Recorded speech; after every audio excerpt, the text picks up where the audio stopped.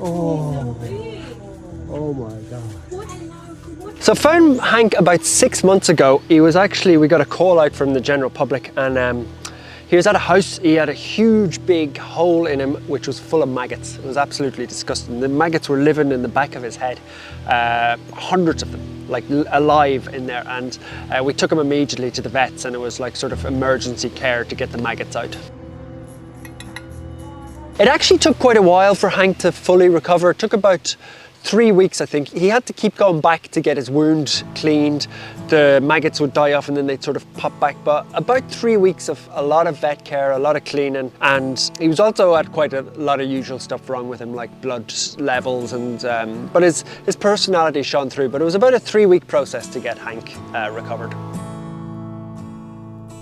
So it was really difficult for Hank, because what happened originally was his owners, we fixed him up, and his sort of owners said they didn't want him back. They said just keep him. So we're stuck with Hank, which is a really hard dog to find a home for. He's a male, he's massive, he's a little bit older, he had a bit of a leg injury, and he's also not very good with other males at all, we've discovered in the long term. So really the hardest dog to find a home for Hank. So we tried and tried and tried, but it was pretty much impossible. So Hank was here for quite a few months with no home to go to.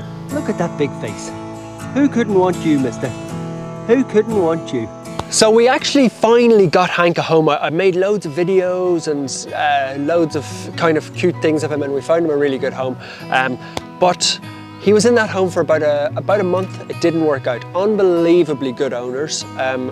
Chatting to them all the time. They had 5 or 6 other dogs, and Hank was just too big and too sort of destructive, I would say is the best word. It just didn't work out. They tried their best. So Hank had to come back here, which was, like I said, absolutely no fault of theirs. They were the ones who really tried so hard to give Hank that loving home. So Hank was again back with us here at the land, and I didn't know what to do. If you love these stories about rescue dogs, we share a lot of them. One thing that would help us massively is just hit the like button or subscribe down below. Big Hank would love that.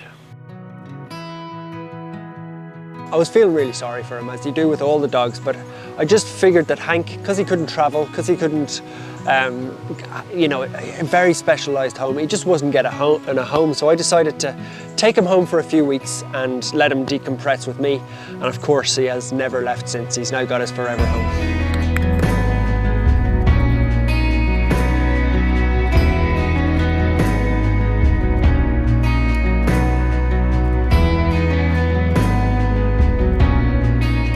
So Hank is the biggest goofball you could ever meet in terms of a personality. I mean, I can't even explain it. You'll see it in the video, but he spends his time headbutting me looking for attention. He spends his time, even though he's got a sore leg, he'll sprint everywhere. He will fall down the stairs. He'll jump at, he'll launch himself across the room at me just for a kiss or to get a bit of attention. And he can never, he's like super glue. He never wants to be separated from me. He's a lovely, lovely boy.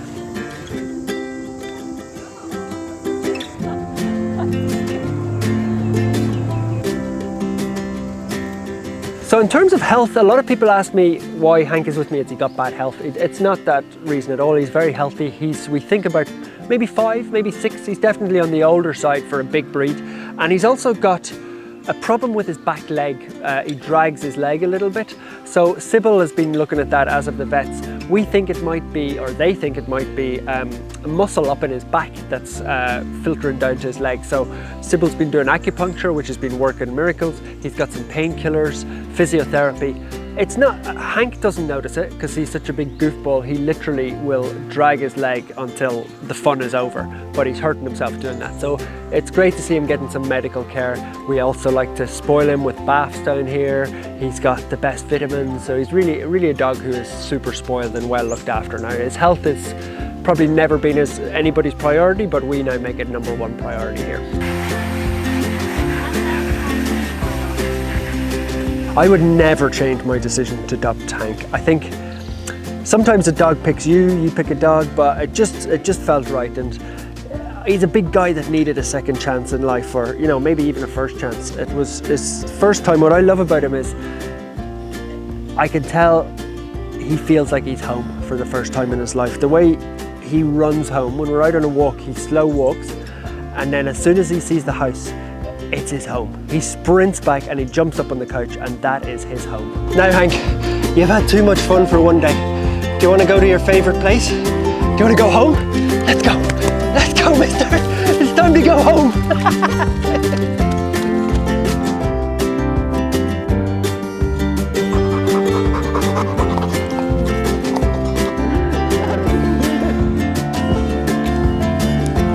There you go. What a good boy you are.